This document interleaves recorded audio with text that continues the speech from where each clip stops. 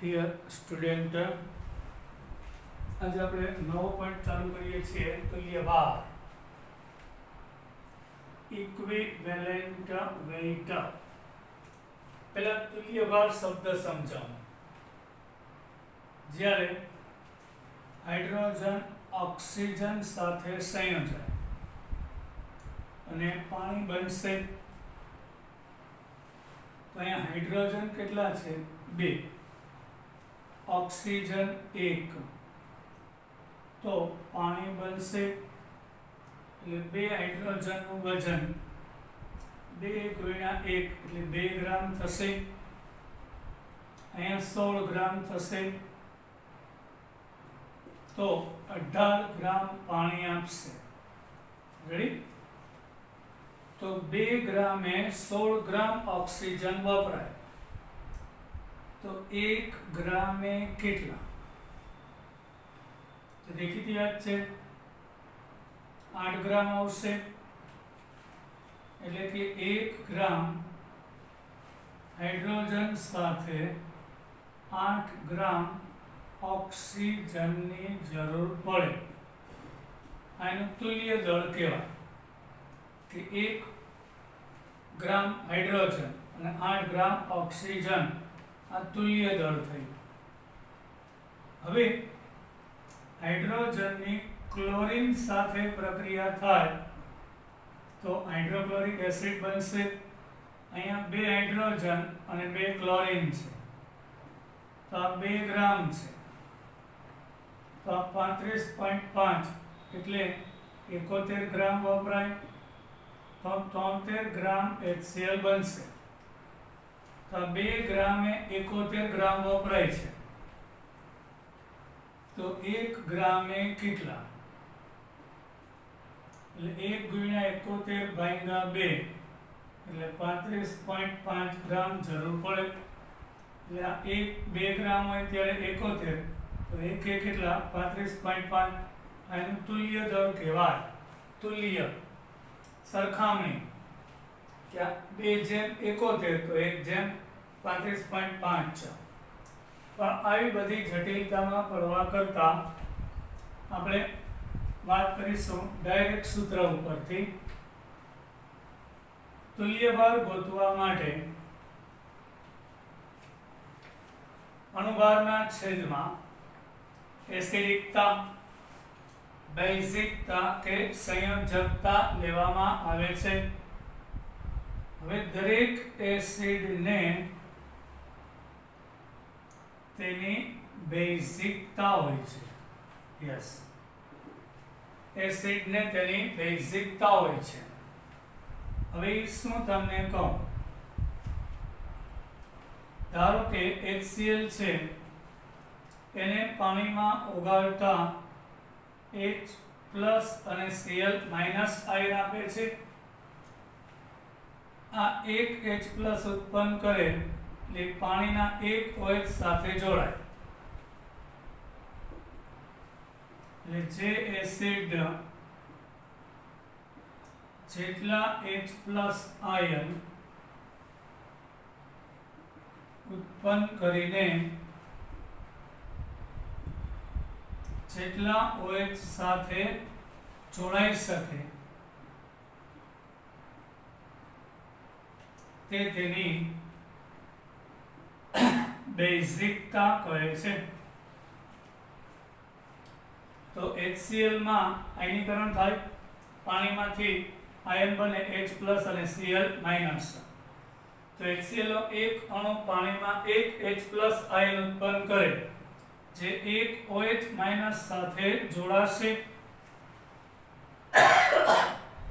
અને તે તેની બેઝિકતા કહેવાય.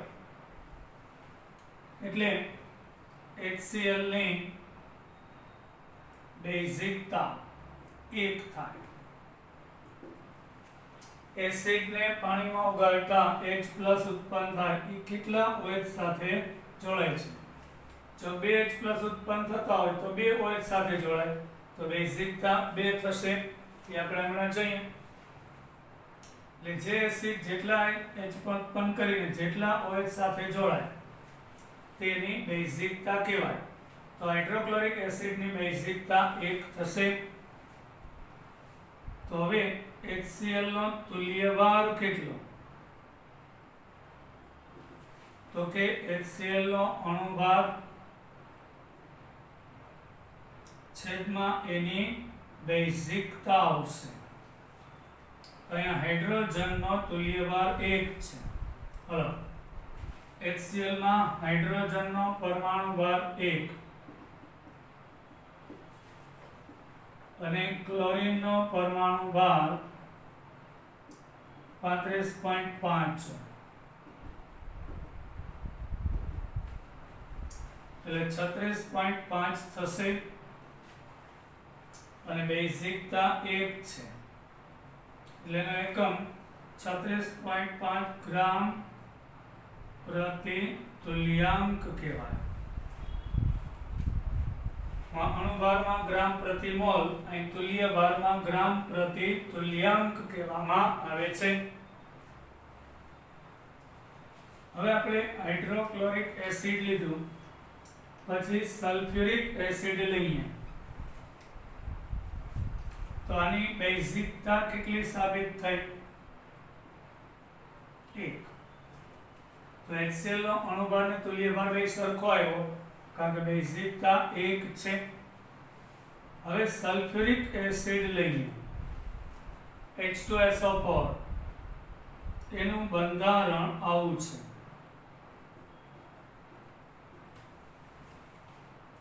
H2SO4 એને પાણીમાં ઓગાળતા 2H+ આયન આપે. હવે એક નોંધ યાદ રાખજો, ઓક્સિજન સાથે જે હાઇડ્રોજન જોડાયેલો હોય ને તે જ મુક્ત થાય એસિડમાં. અહીં 2H+ ઉત્પન્ન થાય એ 2OH સાથે જોડાશે માટે એની બેઝિકતા 2 છે. તો સલ્ફ્યુરિક એસિડનો તુલ્યભાર કેટલો થાય? તો કે અણુભારના છેદમાં બેઝિકતા જેટલો. તો સલ્ફ્યુરિક એસિડનો અણુભાર આપણે ગણીએ 2 હાઇડ્રોજન, 1 સલ્ફર અને 4 ઓક્સિજન છે.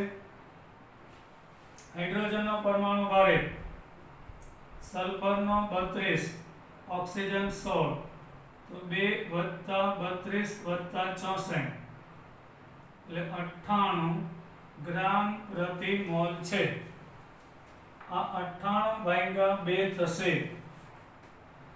એટલે આપણને 49 ગ્રામ પ્રતિ તુલ્યાંક જવાબ આવશે. આ સમજાયું? એટલે સલ્ફ્યુરિક એસિડની બેઝિકતા 2 અને તુલ્યભાર 49 મળશે. આ બધાની આપણે જરૂર પડવાની છે. પછી વાત કરીએ આપણે H3PO4. આ હાઇડ્રોક્લોરિક એસિડ હતો, આ સલ્ફ્યુરિક એસિડ છે. આ જ રીતે H3PO4 મતલબ કે ફોસ્ફોરિક એસિડ છે. ફોસ્ફોરિક એસિડ એનું બંધારણ આપણે જોઈએ તો H3PO4 એટલે હાઇડ્રોજન યાદ રાખજો, ઓક્સિજન સાથે જોડાયેલ હોવો જોઈએ. તો અહીંયા કેટલા હાઇડ્રોજન છે? 3. ઓક્સિજન સાથે જોડાયેલા તો પાણીમાં 3H+ આયન આપશે અને ફોસ્ફેટ આયન અહીંથી H+ જાય એટલે માઈનસ માઈનસ માઈનસ PO4 -3. આ 3H+ 3OH સાથે જોડાશે એટલે એની બેઝિકતા 3 છે. આપણા કોર્સમાં જે ઉપયોગી છે પેલા આપણે પાકા કરવાના છે, યાદ રાખજો. બેઝિકતા 3. તો H3PO4 નો અણુભાર કેટલો?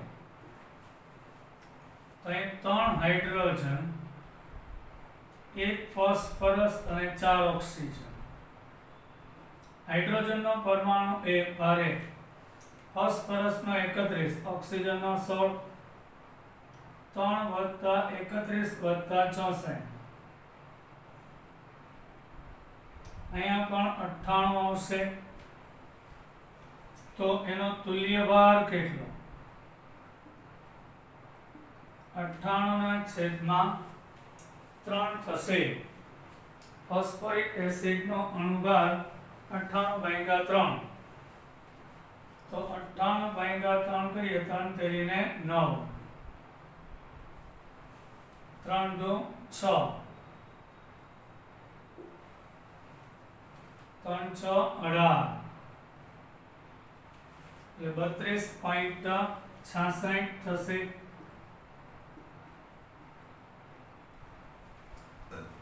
હવે H3PO3 લઈએ. H3PO3 આ છે ફોસ્ફરસ એસિડ. પાણીમાં નાખવામાં આવે, પણ આની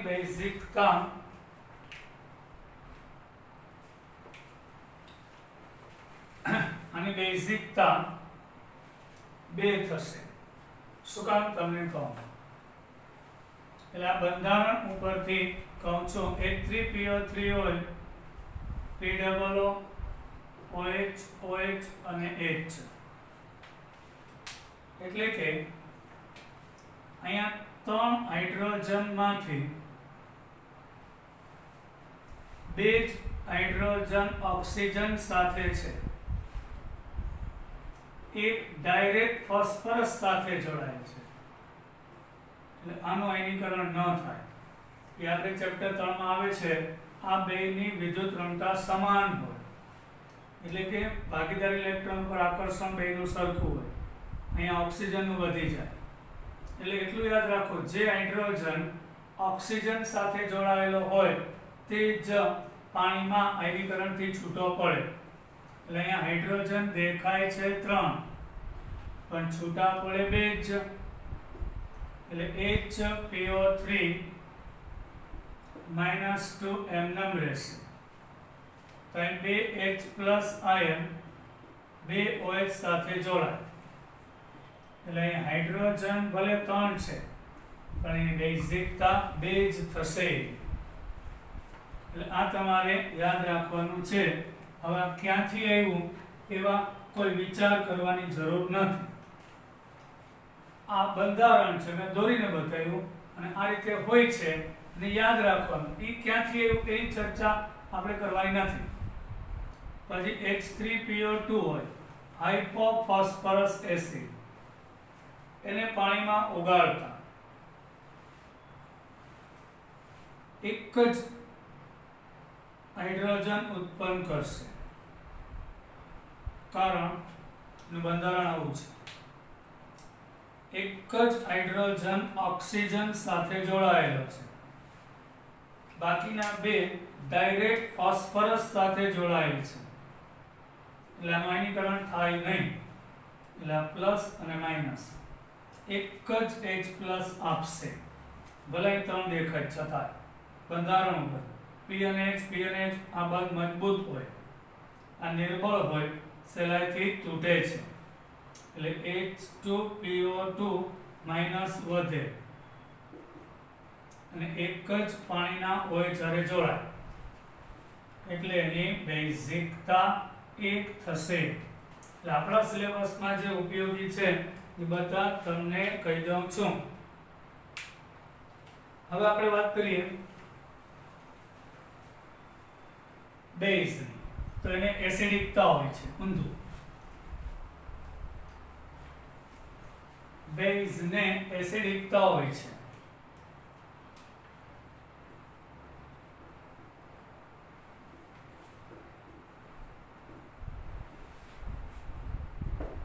જેમ એસિડને તેની બેઝિકતા હોય છે, એમ બેઝને તેની એસિડિકતા હોય છે.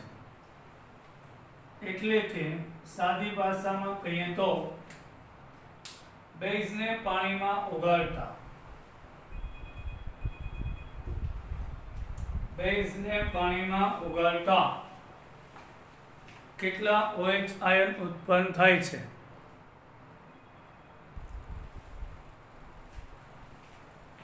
બેઝને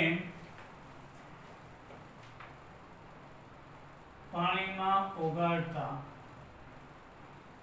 જેટલા OH- આયન ઉત્પન્ન થાય તે H+ આયન સાથે જોડાશે. તેની એસિડિકતા કહે છે. આ રીતે નક્કી થાય. એટલે બેઝ છે ને પાણીમાં OH- ઉત્પન્ન કરે તો ઈ OH એક ઉત્પન્ન થાય તો એક H+ હારે જોડાય, બે OH ઉત્પન્ન થાય તો બે H+ હારે જોડાય. ઈ એની એસિડિકતા કહેવાય છે. તો સોડિયમ હાઇડ્રોક્સાઇડ બેઝ છે, એને પાણીમાં ઓગાળતા Na+ અને OH- આપે છે. ઈ એક H+ સાથે જોડાશે માટે એની એસિડિકતા 1 થશે. એટલે પોટેશિયમ હાઇડ્રોક્સાઇડ બેઝ છે, એમાંથી K+ અને OH- આ એક OH- એક H+ સાથે જોડાય એટલે એની એસિડિકતા 1 છે. લિથિયમ હાઇડ્રોક્સાઇડને પાણીમાં ઓગાળતા Li+ અને OH બને. આ એક OH ઉત્પન્ન કરે એ એક H+ સાથે જોડાય માટેની એસિડિકતા 1 થશે. પછી મેગ્નેશિયમ હાઇડ્રોક્સાઇડ હોય MgOH2. મેગ્નેશિયમ હાઇડ્રોક્સાઇડ એને પાણીમાં ઓગાળતા Mg2+ અને OH- આપે છે. એ બે H+ સાથે જોડાય છે માટે એની એસિડિકતા 2 થશે. કેલ્શિયમ હાઇડ્રોક્સાઇડ એમાંથી Ca2+ વત્તા OH- 2 વખત એટલે બે OH- બે H+ સાથે જોડાય માટેની એસિડિકતા 2 થશે. એલ્યુમિનિયમ હાઇડ્રોક્સાઇડ એમાંથી Al+3 અને 3 OH- આપે છે. તો 3 OH- આયન 3 H+ સાથે જોડાય છે માટે એની એસિડિકતા 3 થશે. બરાબર. હવે સૂત્રધાર વાપરવાનું. તુલ્ય ભાર એટલે અણુભારના છેદમાં અહીં બેઝ હોય તો એની એસિડિકતા વડે ભાગવામાં આવે છે, પણ જો ક્ષાર હોય તો એની સંયોજકતા લેવી પડે. ક્ષાર માટે એની સંયોજકતા લેવામાં આવે છે.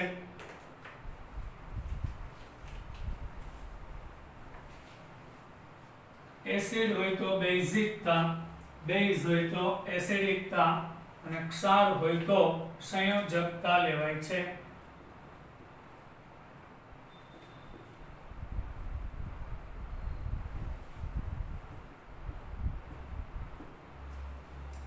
બરાબર. ક્ષાર માટે તેની સંયોજકતા તમને કહું. આપણે સંયોજકતા ચાર્ટ શીખડાવેલો છે, બધાને PDF મોકલેલી છે. એના ઉપરથી આ એસિડ નથી, બેઝ પણ નથી, ક્ષાર છે. તો અહીં સોડિયમની +1, ક્લોરીનની -1. તો બંનેને સંયોજન વીજભારની દ્રષ્ટિએ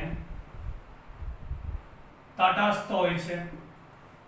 +- કેન્સલ થાય, તટસ્થ કહેવાય એટલે 0. +1 -1 0. આ પૈકી ધનનો કુલ ધન વીજભાર કે ઋણ આયનનો કુલ ઋણ વીજભાર ને સંયોજકતા કહે છે, વેલેન્સી. તો NaCl છે એનો તુલ્યભાર કેટલો? તો NaCl નો અણુભાર છેદમાં એની સંયોજકતા. તો NaCl નો અણુભાર 58.5 છે. એક સોડિયમનો પરમાણુ ભાર 23, ક્લોરીનનો 35.5 એટલે 58.5 થાય. છેદમાં એની સંયોજકતા એટલે કાં +1 કાં માઇનસ, પણ પ્લસ માઇનસ ધ્યાનમાં નહીં લેવાનું, માનાંકમાં એટલે +1, કાં ધનનો વીજભાર ને કાં ઋણનો વીજભાર એટલે 58.5 થશે. એટલે NaCl નો અણુભાર ને તુલ્યભાર બે સમાન થશે. કઈ સમજાવ? MgSO4 હોય એ પણ એક ક્ષાર જ છે. MgSO4 તો આમાંથી Mg2+ અને SO4 -2 હોય છે. તો ધનનો ધનભાર 2, પ્લસ માઇનસ ધ્યાનમાં નહીં લેવાનું, અને ઋણનો ઋણ, પણ બેનો સરવાળો 4 નહીં, એટલે સરખું જ હોય. 2 માંથી 1 એટલે 2 થાય. સંયોજકતા તો MgSO4 નો તુલ્યભાર બરાબર MgSO4 નો તુલ્યભાર બરાબર MgSO4 નો અણુભાર એના છેદમાં એની સંયોજકતા એટલે કે 2 વડે ભાંગવા, 4 નહીં. ધનનો કુલ ધનભાર કાં ઋણનો કુલ ઋણભાર 2 માંથી 1 વડે ભાંગવામાં આવે તો એનો તુલ્યભાર મળશે. આ જ રીતે એલ્યુમિનિયમ ક્લોરાઇડ હોય AlCl3, barium chloride, aluminium chloride, તો કઈ રીતે લેવાય? એલ્યુમિનિયમ ક્લોરાઇડ હોય તો વિચારો, એલ્યુમિનિયમની સંયોજકતા +3 છે, ક્લોરીનની -1, પણ આવા ક્લોરાઇડ 3 આપે, આપણે એને Al+3 અને 3Cl- પણ લખાય. તો અહીં ધનનો કુલ ધનભાર 3 છે, ઋણનો કુલ ઋણભાર -3 એટલે 3 જ લેવાનું, એટલે ટોટલ થઈ ગયું ને 3, કારણ કે તો જ વીજભારની દ્રષ્ટિએ તટસ્થ થાય.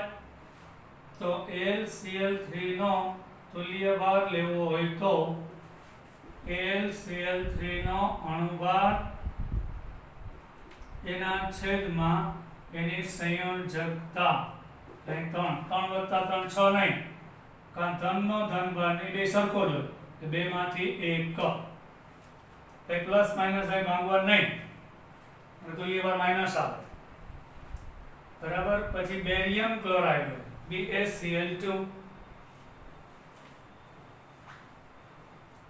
બેરિયમ ક્લોરાઇડ આપેલું હોય તો BaCl2 માટે અહીંયા 1 બેરિયમ અને 2 ક્લોરાઇડ છે, તો આનો વીજભાર +2 છે. આનો બેયનો થઈને કેટલો? 2, 2 - 1 અને 2 + એટલે 2 અને 2. તો બેરિયમ ક્લોરાઇડ નો તુલ્યભાર બરાબર બેરિયમ ક્લોરાઇડ નો અણુભાર ના છેદમાં એની સંયોજકતા એટલે 2 આવશે, 2 વડે ભાંગવાનું અને અણુભારને, એનો તુલ્યભાર થશે. પછી Na2CO3 હોય સોડિયમ કાર્બોનેટ, તો અહીંયા 2 સોડિયમ છે અને કાર્બોનેટ છે, એકનો +1 તો 2 નો +2, આ આખાનો -2 એટલે આનો 2 લેવાય. તો Na2CO3 નો તુલ્યભાર લેવો હોય તો અણુભારના છેદમાં 2 આવશે, બરાબર. હવે કેલ્શિયમ ફોસ્ફેટ હોય તો અહીંયા આગળ કેલ્શિયમ 3 છે અને ફોસ્ફેટ 2 છે. એક કેલ્શિયમનો +2 તો 3 નો કેટલો +6, એક ફોસ્ફેટનો -3 તો 2 નો -6, એટલે 6 લેવાય એટલે 12 નહીં પણ 6. તો કેલ્શિયમ ફોસ્ફેટ નો તુલ્ય ભાર બરાબર અણુભારના છેદમાં 6 થશે. આ રીતે તુલ્ય ભાર લેવામાં આવે છે. હવે ઘણી વખત ખાલી કોઈ તત્વની વાત આવશે.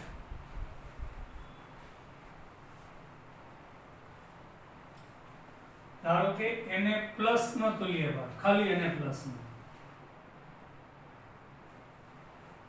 Na+ આયનનો તુલ્ય ભાર કેટલો? તો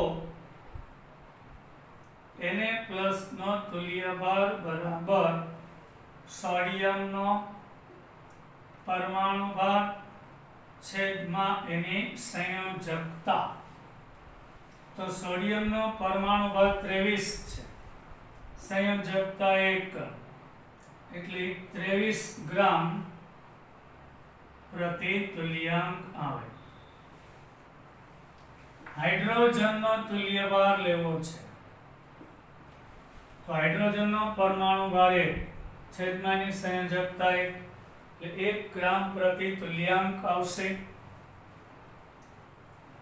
પછી કેલ્શિયમ આયનનો તુલ્ય ભાર લેવો છે તો કેલ્શિયમ આયનનો તુલ્ય ભાર બરાબર કેલ્શિયમનો પરમાણુ ભાર છેદમાં સંયોજકતા 20/2 એટલે 10.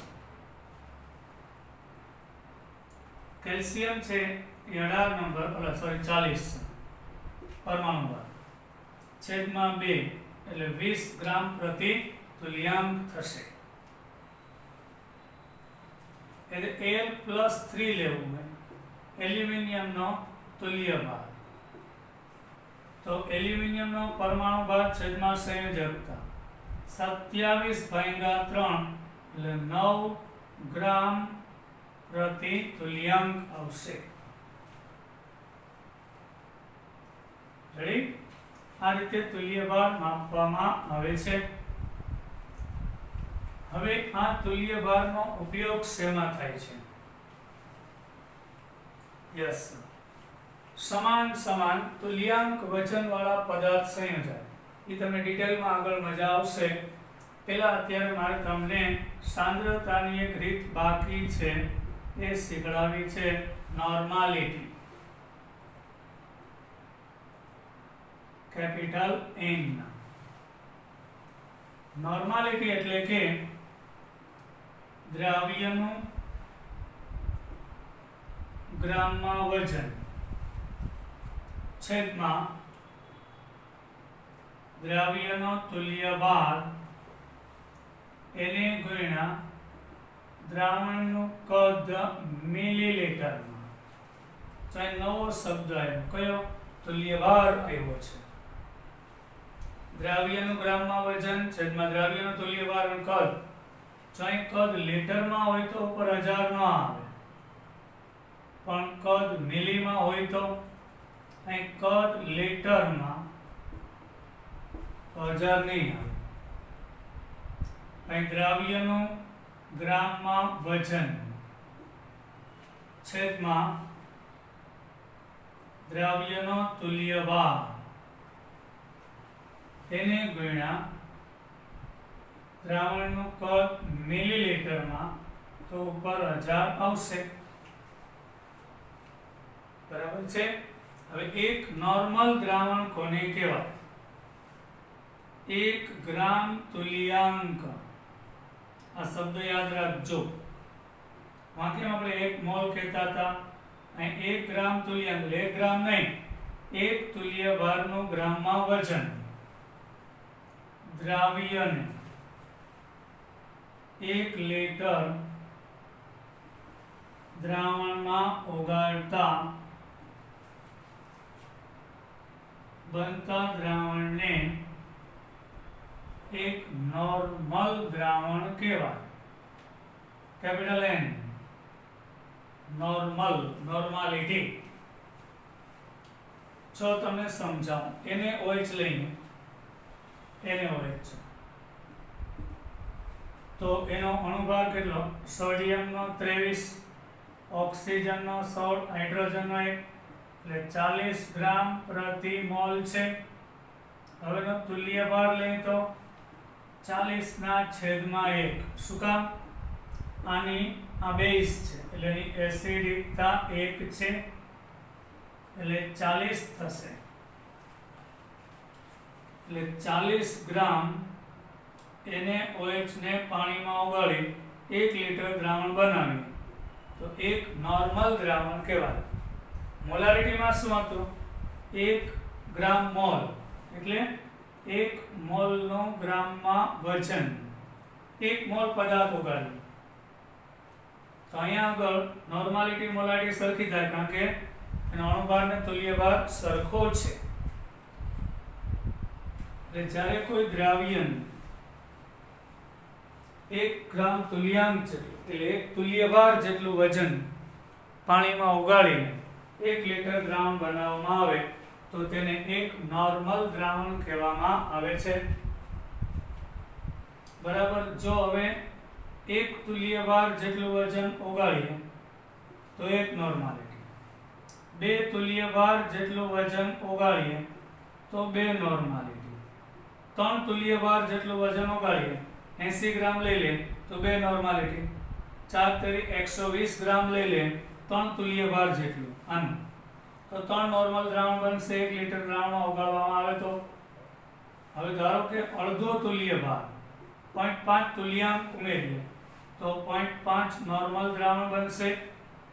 નોર્માલિટીના સૂત્રમાં પણ કદ આવે છે એટલે નોર્માલિટી તાપમાન ઉપર આધાર રાખશે. તાપમાન બદલાય તો નોર્માલિટી બદલાઈ જશે.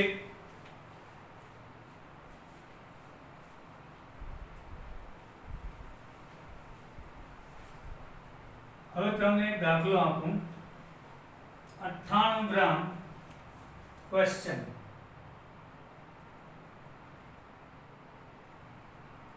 સલ્ફ્યુરિક એસિડને 500 મિલી દ્રાવણમાં ઓગાળતા બનતા દ્રાવણની નોર્માલિટી કેટલી થશે? સૌથી પહેલા H2SO4 નો અણુભાર હમણાં આપણે ગણ્યો 98 ગ્રામ પ્રતિ મોલ. હવે H2SO4 નો તુલ્ય ભાર એટલે અણુભારના છેદમાં આ એસિડ છે એટલે છેદમાં એની બેઝિકતા આવે. H2SO4 2H+ ઉત્પન્ન કરે, હમણાં બતાવ્યું હતું તે, એટલે પાણીમાં 2 OH સાથે જોડાશે એટલે બેઝિકતા 2 થશે. એ 2 OH સાથે જોડાય એટલે 98/2 એટલે 49 ગ્રામ પ્રતિ તુલ્યાંક થાય. હવે નોર્માલિટી બરાબર 1000. W2 દ્રાવ્યનું ગ્રામમાં વજન, E2 લખીશ એટલે તુલ્ય ભાર અને કદ દ્રાવણનું મિલીલીટર તો 1000 ગુણ્યા દ્રાવ્યનું વજન 98 ગ્રામ, તુલ્ય ભાર 49 છે, કદ 500 મિલી છે, 49 × 98 502 એટલે 4 નોર્મલ દ્રાવણ બનશે અને નોર્માલિટી 4 થશે. આજે અહીં સુધી આપણે રાખીએ.